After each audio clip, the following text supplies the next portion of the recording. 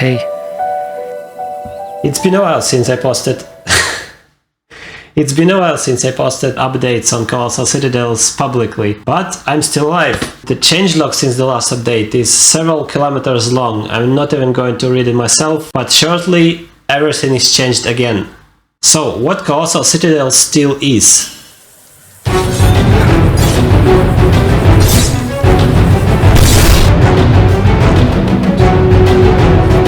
I'm going to approach this complicated question by listing the inspirations that it builds upon. It's a huge mix of genres that can be described as: it's a 4X roguelite turn-based factory town builder with strategy, combat and tactical elements. So what all of that even means? 4X games, like the famous Civilization series, focus on nurturing your empire from exploration age to the heights. That's what Colossal Citadels looks like from the first sight. We start with a bunch of workers, borders around them, surrounded by the world. Another huge inspiration for me is adventure strategies like Heroes of Might and Magic 5. And that amazing feeling when you find something in the fog of war.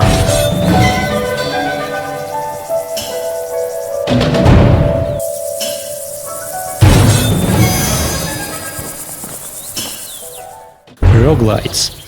There are thousands of these and I love it. The point for me is having a really deep progression system and ridiculously hard challenge that starts to become easier when you master how to progress your character build the right way.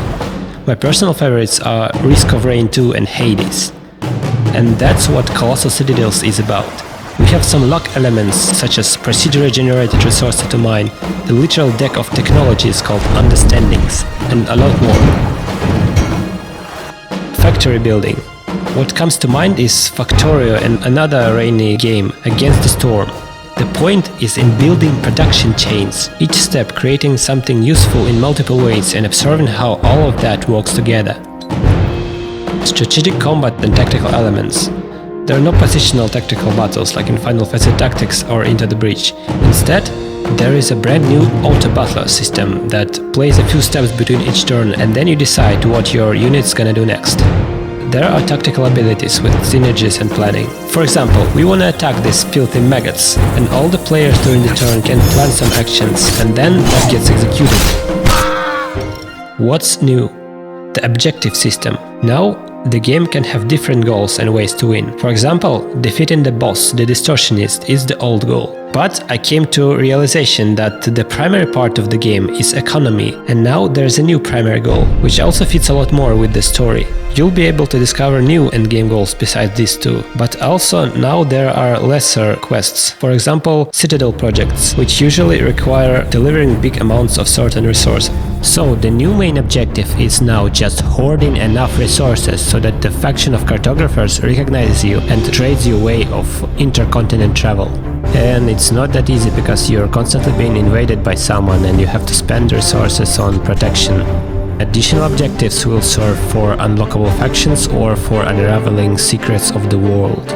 Also, there was a lot of core gameplay changes. Common factions now don't have group separation and all resources will be shared.